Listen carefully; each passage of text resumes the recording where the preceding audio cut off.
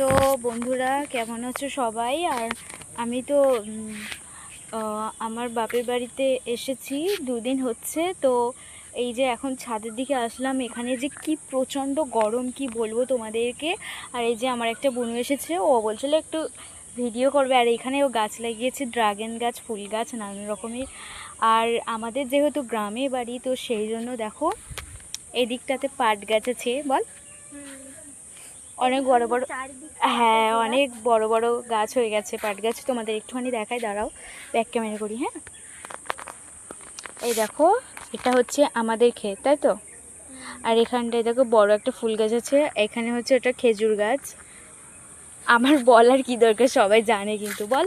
আর এই যে পাট, মানে অন্য ক্ষেতে হচ্ছে আমাদের পাট হয়ে গেছে, তো সেই জন্য এই যে পাট কাটি বের করা হয়েছে। এই যে পাট, এগুলো কিন্তু সব বিক্রি হয়। এই যে তাল গাছ আছে, তাল গাছে তালও হয়েছে, দেখা যাচ্ছে বল, এই তো দেখা যাচ্ছে।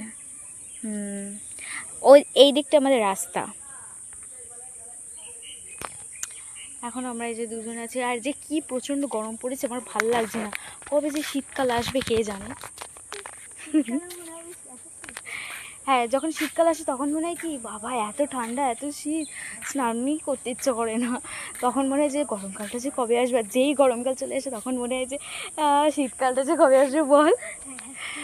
আর তো মানে দুর্গাপুজোর হচ্ছে 3 মাস বাকি আছে। আমার যে কী মজা হচ্ছে, দুর্গাপুজোর সময় আমার খুব মজা হয়, কিন্তু আমাদের এদিকে আবার বন্যা ওঠে, কিছু করার নেই। আর আমি এই যে ফাও কথা বলছি, এখন ভালো লাগছে না গাইস। তো টাটা, সবাই প্লিজ লাইক কমেন্ট শেয়ার করে দিও, আর যারা সাবস্ক্রাইব করোনি সাবস্ক্রাইব করে দিও। বাই।